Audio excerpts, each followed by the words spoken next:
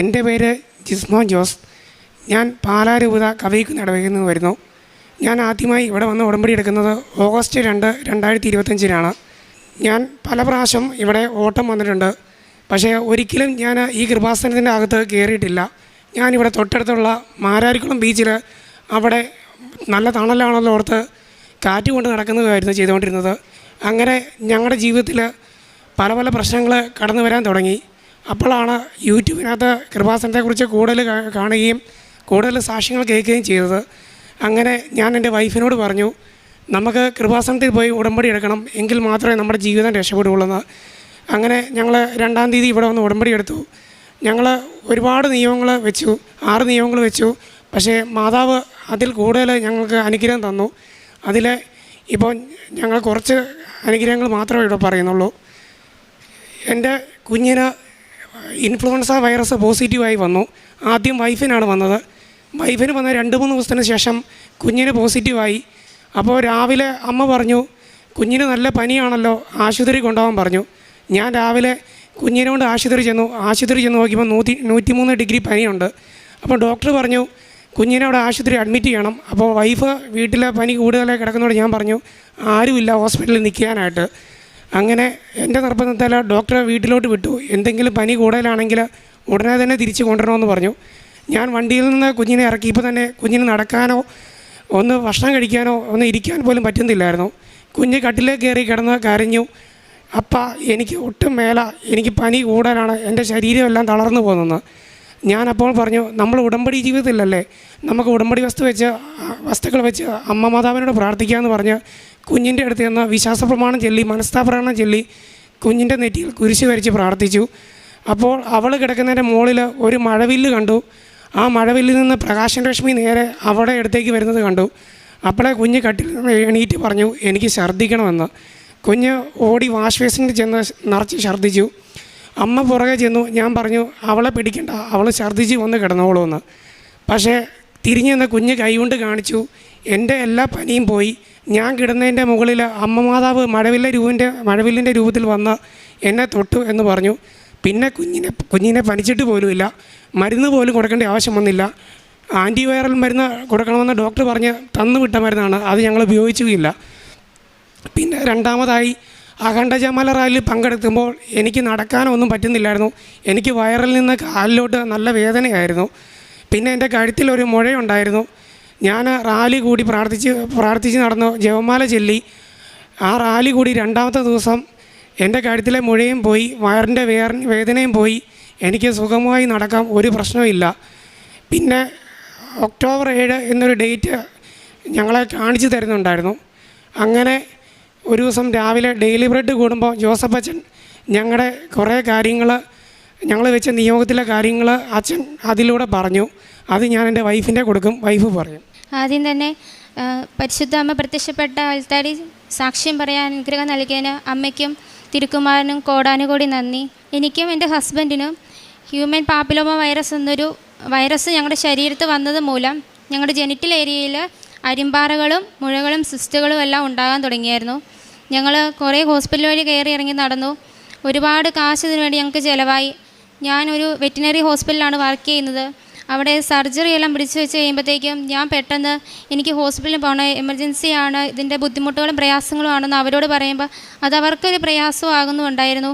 ഞങ്ങൾ വേഗം കാരിത്താസ് പോയി കഴിയുമ്പോഴത്തേക്കും സ്കിന്നിലുള്ളത് മേലത്തെ കാരിത്താസിലും വജനുള്ളിൽ ഗൈനക്കോളജിയുമാണ് നോക്കിക്കൊണ്ടിരുന്നത്.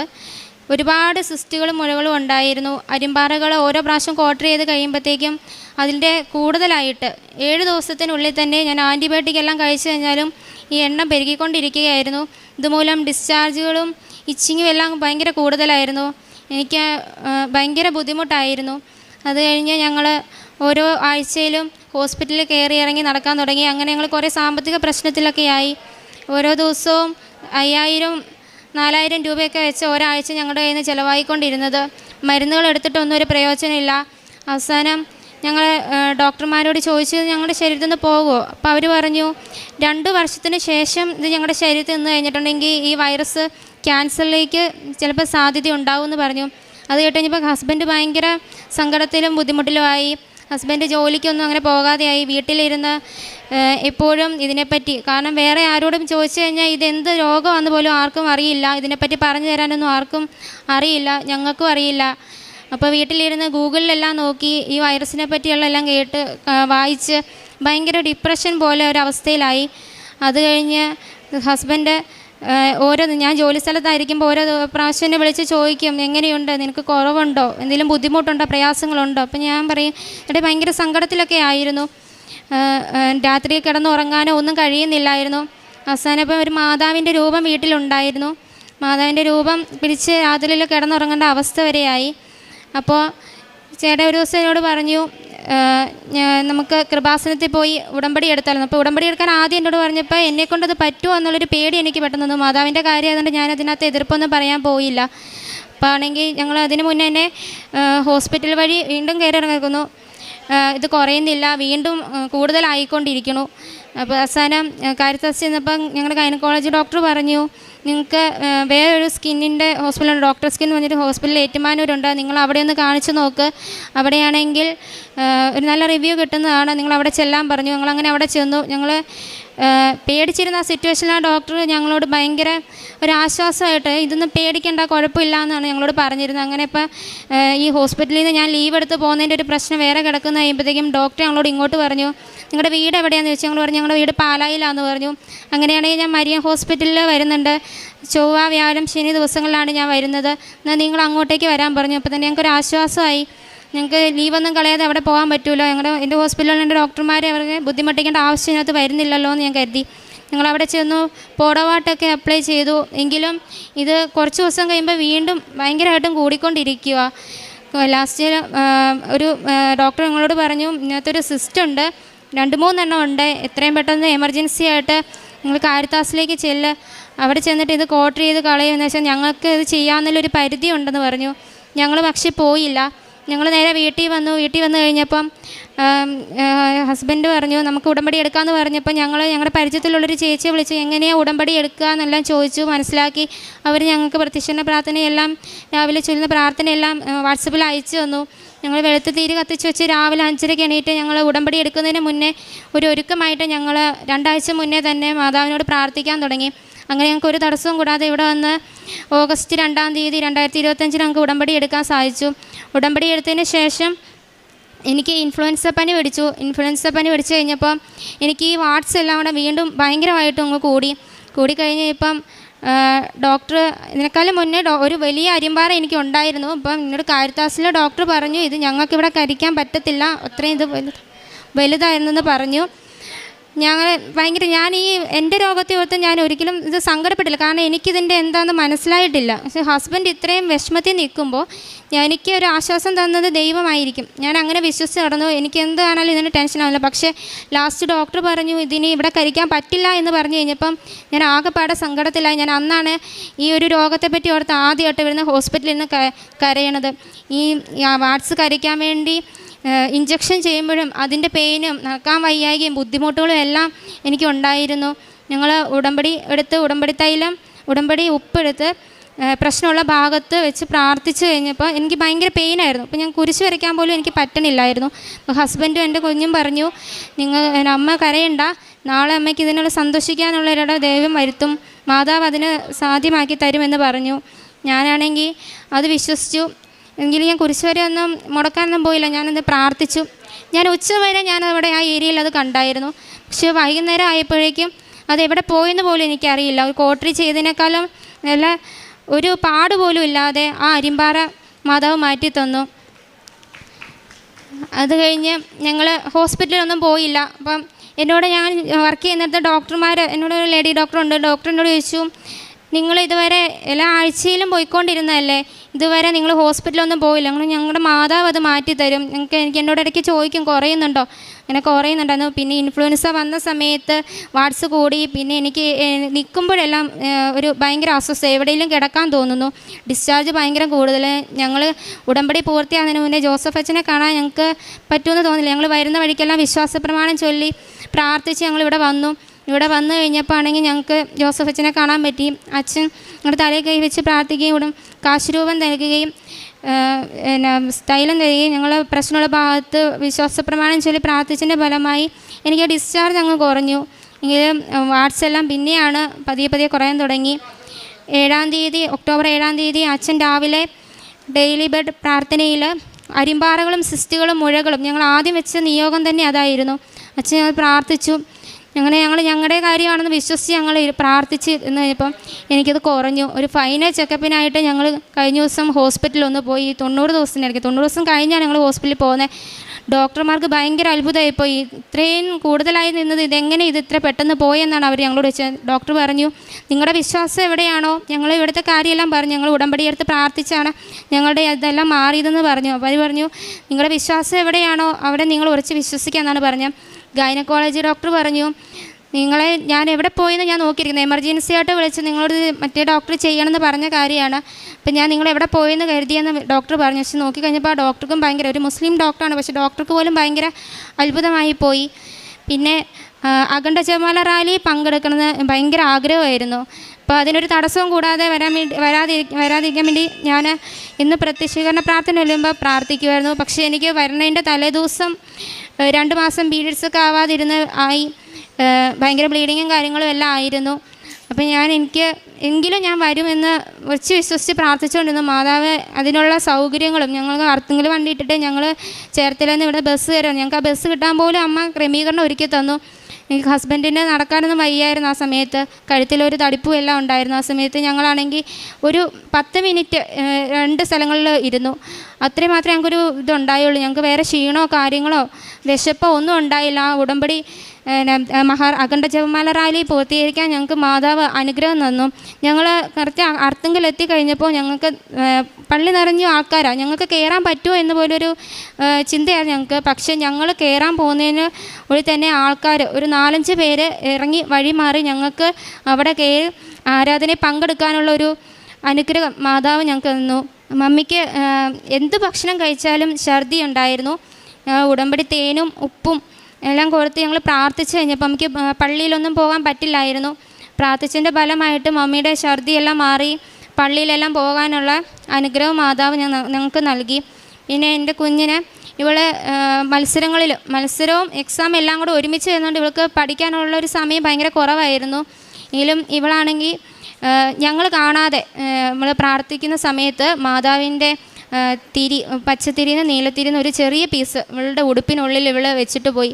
ഇവളാണെങ്കിൽ ഇവളെ പറഞ്ഞ് ഇവൾക്ക് ചെല്ലുന്ന സമയത്ത് ഇവൾക്ക് ഒന്നും അറിയില്ലായിരുന്നു, എന്താ അവിടെ എഴുതേണ്ടതെന്നൊന്നും അറിയില്ലായിരുന്നു. പക്ഷെ പെട്ടെന്ന് ആരോ പറഞ്ഞു തരണ പോലെ ഇവൾ എഴുതി. അങ്ങനെ അവൾക്ക് പാലാ മുനിസിപ്പാലിറ്റിയിൽ അവൾക്ക് പങ്കെടുത്ത് ഇതിൽ സമ്മാനം കിട്ടി. ഫസ്റ്റ് തന്നെ കിട്ടി, ക്ലാസ്സിൽ ഫസ്റ്റ് കിട്ടി.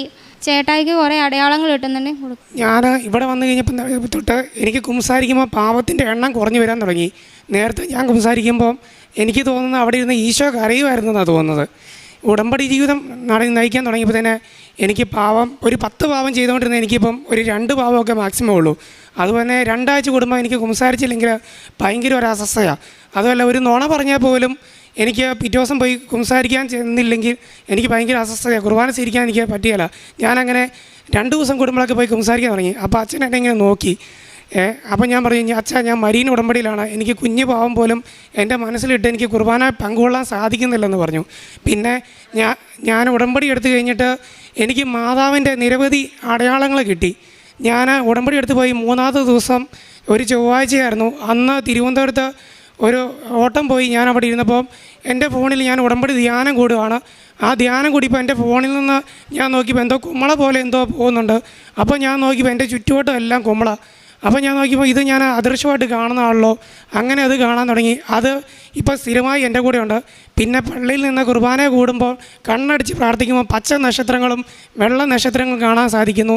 പിന്നെ ഞങ്ങളുടെ ഉടമ്പടി വസ്തുക്കളും ഉടമ്പടി കാശ് രൂപം എല്ലാം വെച്ചേക്കുന്ന മാതാവിൻ്റെ രൂപം എല്ലാം വെച്ചേക്കുന്ന മുറിയിൽ ഒരു ദിവസം ഞാൻ എൻ്റെ ഷർട്ട് എടുത്തപ്പോൾ ഷർട്ടിൽ നിന്ന് ഒരു മുത്ത് താഴോട്ട് പോകുന്നുണ്ട്. അപ്പം മമ്മി എൻ്റെ തലേദിവസം പറഞ്ഞു, കുഞ്ഞിൻ്റെ ഒരു മാല പൊട്ടിപ്പോയിട്ടുണ്ട്, വെള്ള മുത്തുകളാണ്, അത് അവിടെയെല്ലാം നിരത്തിയിട്ടുണ്ടെന്ന് പറഞ്ഞു.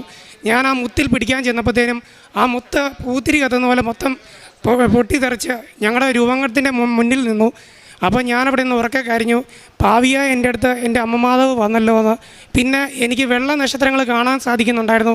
അപ്പോൾ ഞാൻ ഉടമ്പടി കാശീരൂപം എൻ്റെ കൈ പിടിച്ച് പ്രാർത്ഥിച്ചുകൊണ്ടപ്പോൾ മമ്മി എന്നോട് ചോദിച്ചു, നീ എന്താണ് ആകാശത്തേക്ക് നോക്കിക്കുന്നത്? അപ്പോൾ ഞാൻ മമ്മിയോട് പറഞ്ഞു 3 മണി സമയമാണ്. അപ്പോൾ മമ്മിയോട് ഞാൻ പറഞ്ഞു ഞാൻ നക്ഷത്രം കണ്ടുകൊണ്ടിരിക്കുമെന്ന് പറഞ്ഞു. അപ്പോൾ മമ്മി എൻ്റെ അടുത്ത് വന്നിട്ട് പറഞ്ഞു എന്നോടെ കാണിക്കാമോ? ഞാൻ പറഞ്ഞു മമ്മി മനസ്താപരണം ചൊല്ലിയിട്ട് വിശ്വാസപ്രമാണം ചെല്ല്. എന്നിട്ട് മമ്മി ഉടമ്പടിക്കാശിലും എൻ്റെ കൈ പിടിച്ചു. മമ്മി എൻ്റെ കൈ പിടിച്ചു. മമ്മിക്ക് അത് കാണാൻ സാധിച്ചു. പിന്നെ എൻ്റെ കുഞ്ഞിന് കാണാൻ സാധിച്ചു. അപ്പോൾ എൻ്റെ ഭാര്യ പറഞ്ഞു എനിക്കിത് കാണാൻ സാധിക്കുന്നില്ലല്ലോ. ഞാൻ പറഞ്ഞു നീ വിശ്വാസപ്രമാണം ചൊല്ലി പ്രാർത്ഥിക്കുക. അങ്ങനെ എന്നിലൂടെ എൻ്റെ പെങ്ങളുടെ ഹസ്ബൻഡ്, അവിടെ അനിയത്തി, വൈഫിൻ്റെ അനിയത്തി, ഇവക്കെല്ലാം കാണാൻ സാധിക്കുന്നുണ്ട്. ഒരുപാട് അനുഗ്രഹങ്ങൾ മാതാവ് തരുന്നുണ്ട്. ഞങ്ങളുടെ തിരിയിൽ ഞങ്ങൾ വെച്ച രോഗാവസ്ഥയുടെ ആ അടയാളം മാതാവ് കാണിച്ചു തന്നു. അത് മെഴുകിൽ കാണിച്ചു തന്നു. അത് ഞാനിവിടെ സിസ്റ്ററിനെ കാണിച്ചു. പിന്നെ ഹാർട്ടായിട്ട് ഒരുപാട് അടയാളം കാണിക്കുന്നുണ്ട്. പിന്നെ ജപമാല റാലി ഞങ്ങൾ ഇവിടുന്ന് പങ്കെടുത്തപ്പോൾ തന്നെ ഞങ്ങൾക്ക് ഒരു 7-8 സ്ഥലത്ത് ഞങ്ങൾക്ക് മുല്ലപ്പൂവിൻ്റെ സുഗന്ധാഭിഷേകം കിട്ടി. പിന്നെ ഞങ്ങൾ തിരിച്ച് ഇവിടുന്ന് കാറിൽ യാത്ര ചെയ്യുകയാണ്. യാത്ര ചെയ്തുകൊണ്ടിരുന്നപ്പം ആദ്യം എൻ്റെ ചെവിയിൽ പരിശുദ്ധ മറിയമ്മേ ചെല്ലുന്ന സൗണ്ട് കേട്ടു. അപ്പോൾ ഞാൻ ഇവരോട് പറഞ്ഞു നിങ്ങൾ ശ്രദ്ധിക്കുക, നിങ്ങൾ വിശ്വാസപ്രമാണം ചൊല്ലി ശ്രദ്ധിക്കുക, നിങ്ങൾക്കും കേൾക്കാൻ പറ്റുമെന്ന് പറഞ്ഞു. ഞങ്ങളുടെ കാറിൽ 4 പേരുണ്ടായിരുന്നു. ഞങ്ങൾ 4 പേരും അത് കേൾക്കാൻ സാധിച്ചു. ഇത് ഞങ്ങളുടെ തൊട്ട് അടുത്തുള്ള ചേച്ചിയാണ്. ചേച്ചിക്ക് കിട്ടിയ അനുഗ്രഹത്തെക്കുറിച്ച് ഇപ്പം പറയും. എൻ്റെ പേര് അനുമോൾ ജോസഫ്. ഞാൻ ഇസ്രയേലിന് പോകാനായിട്ട് പേപ്പർ വർക്കെല്ലാം നീക്കിക്കൊണ്ടിരിക്കുവാണ്. അപ്പം ആദ്യത്തെ ഇൻ്റർവ്യൂവും ക്ലാസ്സും കഴിഞ്ഞ് ഞാൻ വീട്ടിൽ വന്ന് അതിൻ്റെ ക്ലാസ് എല്ലാം കൂടിക്കൊണ്ടിരിക്കുമ്പം മത്താശ വരുന്ന സമയം ആകാറായി. അപ്പം എൻ്റെ കൂട്ടത്തിലുള്ള എല്ലാവർക്കും വന്നു. എനിക്ക് എൻ്റെ മത്താശ വരാനായിട്ട് എംപ്ലോയർ സെലക്ട് ചെയ്തപ്പോൾ എനിക്ക് മുഖത്ത് പിമ്പിളിൻ്റെ പാടുണ്ടെന്ന് പറഞ്ഞ് അത് റിജക്റ്റ് ചെയ്തു. അത് വേറൊരു കൊച്ചിന് മത്താശ കൊടുത്തു.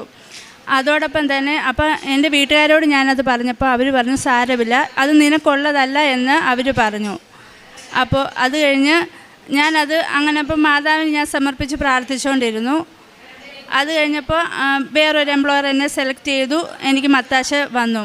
അത് മത്താശ വന്നു കഴിഞ്ഞപ്പോഴാണ് ഈ അഖണ്ഡ ജപമാലയെക്കുറിച്ച് ഞാൻ അറിയുകയും എൻ്റെ കൂട്ടുകാരി ചേച്ചിമാരെല്ലാം പറഞ്ഞു നീ അതിന് പങ്കെടുക്കണമെന്ന് പറഞ്ഞു. പക്ഷേ എനിക്ക് ആഗ്രഹമുണ്ടായിരുന്നു, എനിക്കതിന് ഒരു സാഹചര്യം ഉണ്ടായില്ല. അപ്പോഴാണ് ഈ ഓഗസ്റ്റ് മാസത്തെ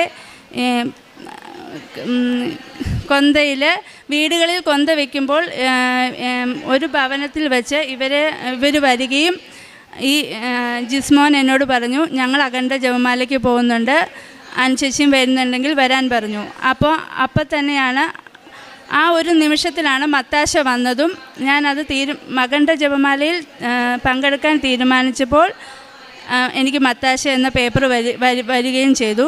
അഖണ്ഡ ജപമാല പങ്കെടുത്ത് പൂർത്തിയായി വീട്ടിൽ ചെന്ന് ഒരാഴ്ച കഴിഞ്ഞപ്പോൾ എനിക്ക് വിസയും വന്നു. അപ്പോൾ ഞാൻ ഇന്നാണ് ഞാൻ ആദ്യമായിട്ട് ഉടമ്പടി എടുത്തത്. ഉടമ്പടി എടുക്കുന്നതിന് മുമ്പ് തന്നെ ദൈവം മാതാവ് എന്നെ പ്രത്യേക രീതിയിൽ അനുഗ്രഹിച്ചു. പിന്നെ ഞങ്ങൾ പ്രേക്ഷിത പ്രവർത്തനമായിട്ട് എല്ലാ മാസവും ഇവിടുന്ന് കൃപാസന പത്രം മേടിച്ച് കൊടുക്കാറുണ്ട്. പിന്നെ ഞാൻ എല്ലാ ആഴ്ചകളിലും തന്നെ എനിക്കും വീട്ടിൽ നിന്ന് മാതാവ് ഇങ്ങോട്ട് വിളിക്കുന്ന പോലെ എനിക്ക് തോന്നും. ഞാനിപ്പോൾ അവിടുന്ന് ഒരു സ്കൂട്ടർ എടുത്ത് ഇങ്ങോട്ട് തന്നെ വരും. ഇവിടെ വന്ന് ഈ ആൾക്കാരുടെ മുന്നിൽ നിന്ന് കുറേ നേരം പ്രാർത്ഥിക്കും. ഇവിടുന്ന് പ്രാർത്ഥിച്ചിട്ട് പോകുമ്പോൾ എനിക്ക് മുല്ലപ്പൂവിൻ്റെ സുഗന്ധാഭിഷേകം എല്ലാം കിട്ടും. മാതാവ് എൻ്റെ കൂടെ വരുന്നതായിട്ട് എനിക്ക് തോന്നും. അങ്ങനെ ഞങ്ങൾ ഹോസ്പിറ്റലുകളിലും ബസ് സ്റ്റാൻഡുകളിലും ഞാനൊരു ബസ് ഡ്രൈവറാണ്. ഞാൻ അത്യാവശ്യം പ്രൈവറ്റ് ബസ് ഓടിക്കുന്ന ആളാണ്, അറിയാമല്ലോ, എല്ലാവർക്കും അറിയാം. അത്യാവശ്യം സമയത്തിൻ്റെ പ്രശ്നങ്ങളെല്ലാം ഉണ്ടായിരുന്നു. ഞാൻ അലമുണ്ടാക്കിയ കൊട്ടാരമറ്റം ബസ് സ്റ്റാൻഡിലാണ് ഞാൻ ആദ്യം കൊണ്ടുപോയി പത്രം കൊടുക്കുന്നത്. അവിടെ നിന്നവർ എന്നോട് ചോദിച്ചു 2 മാസം 3 മാസം മുന്നേ അല്ലേ നീ ഇതിൽ അലമുണ്ടാക്കി നടന്നത്? ആ അലമുണ്ടാക്കിയ ആൾക്കാണ് ഞാൻ ആദ്യം കൊണ്ട് കൃപാസനത്തിൽ നിന്ന് കിട്ടിയ ഈ പത്രം കൊണ്ട് കൊടുക്കുന്നത്. ഇപ്പോൾ ആരോടും ഒരു ദേഷ്യമില്ല, ഒരു പിണക്കുമില്ല, സന്തോഷമായിട്ട് ജീവിക്കാൻ പറ്റുന്നു. പിന്നെ കാരുണ്യപ്രവർത്തനങ്ങളായിട്ട് ഞങ്ങളുടെ അടുത്തൊരു അനാഥാലയമുണ്ട്. അവിടെ കൊണ്ട് അവർക്ക് ഫുഡിനുള്ള കാര്യങ്ങളും എല്ലാം ചെയ്തു കൊടുക്കുന്നുണ്ട്. പിന്നെ മറ്റുള്ളവരിലോട് മാതാവിനെക്കുറിച്ച് കൂടുതൽ വിശ്വാസം പ്രഘോഷിക്കാൻ എനിക്ക് താല്പര്യമാണ്. എപ്പോഴും മാതാവിനെക്കുറിച്ച് കാര്യങ്ങൾ പറയാനാണ് എനിക്ക് താല്പര്യം. മാതാവിനെക്കുറിച്ച് പറഞ്ഞില്ലെങ്കിൽ എൻ്റെ ഉള്ളിൽ എന്തോ ഒരു അസ്വസ്ഥത പോലെയാണ്. കാരണം ഞങ്ങൾ ഇന്നിവിടെ ഈ ജീവനോടെ ഇവിടെ നിൽക്കാൻ കാരണം തന്നെ മാതാവാണ്. കാരണം ഞങ്ങളുടെ കയ്യിൽ നിന്ന് ഈ രോഗാവസ്ഥ കാരണം ഞങ്ങളുടെ ജീവിതം തന്നെ കൈവിട്ട് പോയൊരവസ്ഥയായിരുന്നു. ഞാൻ ഫുള്ള് ഡിപ്രഷനിലായിരുന്നു. പക്ഷേ എന്നാണേലും എൻ്റെ മാതാവ് എന്നെ തിരിച്ചിങ്ങോട്ട് വിളിച്ച് എന്നെ ചേർത്ത് പിടിച്ച് ഇത്ര ഭാവിയായി എനിക്ക് ഇത്ര അടയാളങ്ങൾ അമ്മ മാതാവ് തന്നു. എൻ്റെ മാതാവിന് ഈശോയ്ക്കും 1 കോടി നന്ദി പറയുന്നു.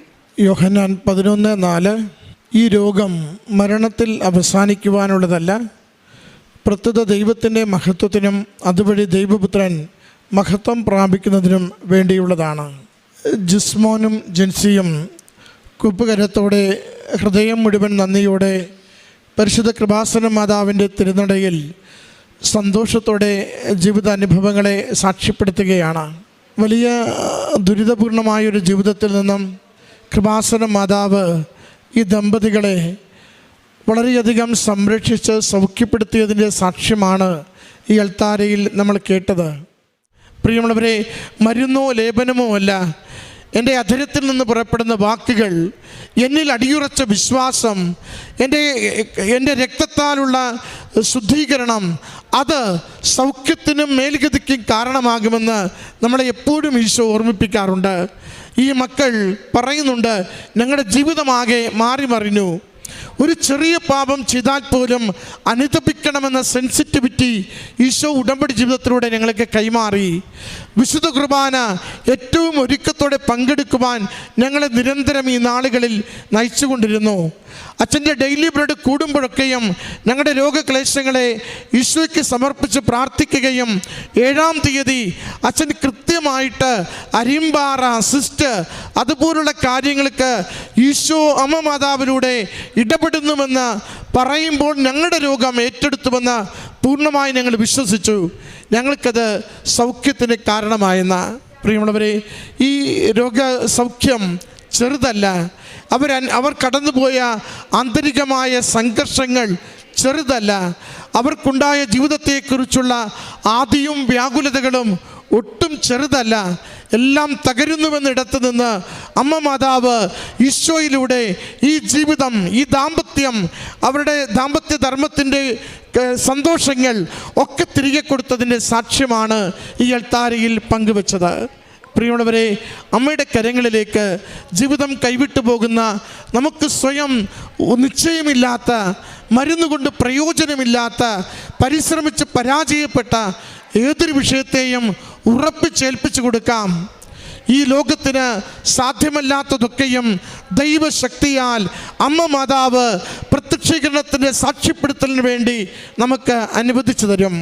അതുതന്നെയാണ് ഈ സഹോദരി ഈ അൾത്താരയിൽ സൂചിപ്പിച്ച മത്താശയുമായി ബന്ധപ്പെട്ട വിഷയവും. ഏറെ നാൾ പരിശ്രമിച്ചു, പരാജയപ്പെട്ടു. അമ്മയെ കണ്ടു തുടങ്ങി, അറിഞ്ഞു തുടങ്ങി, അമ്മ മാതാവിനോടൊപ്പം നടന്നു തുടങ്ങി. അമ്മ ജീവിതത്തിന് ഒരു പുതിയ കാലം നൽകിക്കൊണ്ട് വിദേശത്തേക്ക് പോകുവാൻ എല്ലാ വഴിയും തുറന്നു കൊടുത്തുവെന്ന്. അതുകൊണ്ട് ഉടമ്പടി എടുക്കുന്ന നാളുകളിൽ തന്നെ ഇത് ഏതാണ്ട് 90 ദിവസം എത്തുമ്പോൾ ഈ കുടുംബം ഇത്ര വലിയ രോഗത്തിന് സൗഖ്യം ലഭിച്ചതിനെ അമ്മയുടെ അരികിൽ നന്ദിപൂർവ്വം സമർപ്പിക്കുകയാണ്. അതുകൊണ്ട് അമ്മയുടെ അരികിൽ നമ്മുടെ ജീവിതത്തെ എല്ലാം കൊടുക്കാം, ഏത് തകർച്ചയെയും കൊടുക്കാം. ആരോടും പറയുവാനാവാത്ത കരളിൻ്റെ എല്ലാ വേദനകളെയും നമുക്ക് കൊടുക്കാം. ആർക്കും മനസ്സിലാവാത്ത ജീവിത വിഷയങ്ങളെ നമുക്ക് കൊടുക്കാം. അമ്മ മാതാവ് തിരുക്കുമാരന് കൊടുത്ത് ജീവിതത്തെ സംരക്ഷിക്കുകയും സുരക്ഷിതമാക്കുകയും അനുഗ്രഹിച്ച് ജീവിതത്തിൽ എന്താണോ ആവശ്യം അത് നൽകി നമ്മെ സഹായിക്കുകയും ചെയ്യും. നല്ല കരഘോഷത്തോടെ ഈ മക്കൾക്ക് ലഭിച്ച ഈ വലിയ അനുഗ്രഹത്തിന് അമ്മ മാതാവിനും തിരുക്കുമാരനും നമുക്ക് നന്ദി പറയാം.